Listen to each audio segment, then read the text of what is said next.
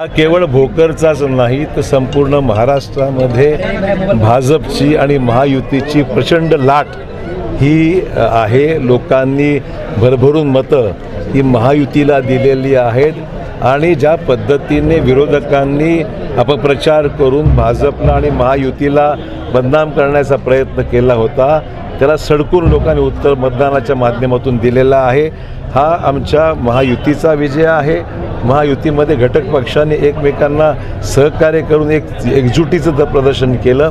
त्यामुळे देवेंद्र फडणवीसजी असतील, अजित पवार असतील, एकनाथ शिंदे हे तिन्ही आमच्या नेत्यांनी ज्या पद्धतीने महाराष्ट्रामध्ये एकजुटी दर्शन दिलं आणि महत्त्वाचे निर्णय घेतले त्या निर्णयाचा फायदा थेट सामान्य माणसापर्यंत विशेषतः महिलांना, तरुणांना, शेतकऱ्यांना आणि सामान्य माणसाला मिळालेला आहे। आणि म्हणून लोकांना वाटतं की हे सरकार काम करणारं सरकार आहे आणि अशा सरकारला निवडून दिलं पाहिजे हीच भूमिका घेऊन संपूर्ण महाराष्ट्रामध्ये आज सर्वत्र भाजप आणि महायुतीचा प्रचंड प्रमाणामध्ये मोठा दणदणीत विजय झालेला आहे आणि विरोधकांकडे आता नेताच शिल्लक नाही आहे अशा प्रकारची दयनीय अवस्था झालेली आहे। खोटा प्रचार कर मला वाटतं जर नांदेडवर किंवा भोकरवर लक्ष अधिक केंद्रित करण्यापेक्षा महाराष्ट्रावर लक्ष काँग्रेस जनाने दिलं असतं, नेत्यांनी दिलं असतं तर काही वेळ आली नसती।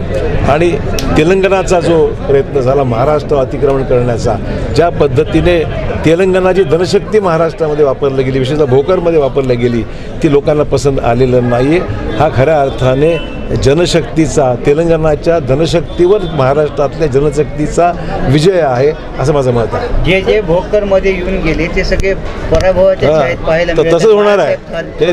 त्यांनी शिकलं पाहिजे। भविष्यामध्ये भोकरला यायचा प्रयत्न करू नका तर भोकर जनता उत्तर देईल काय आहे। साहेब संजय राऊत यांनी या निकालावर संशय घेतला, ते असं म्हणतात की बॅलेट पेपरवर निवडणुका घ्या। असं आहे, ज्या वेळेस पराभव होतो त्यावेळेस बॅलेट पेपरवर म्हणतात आणि ज्यावेळेस विजय होतो त्यावेळेस काय म्हणतात? मग हे सोयीप्रमाणे अशा प्रकारची वक्तव्य केली जातात।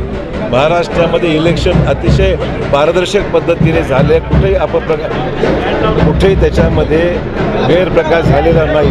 मला मुद्दाम सांगितलं पाहिजे, हा अपप्रचार आहे।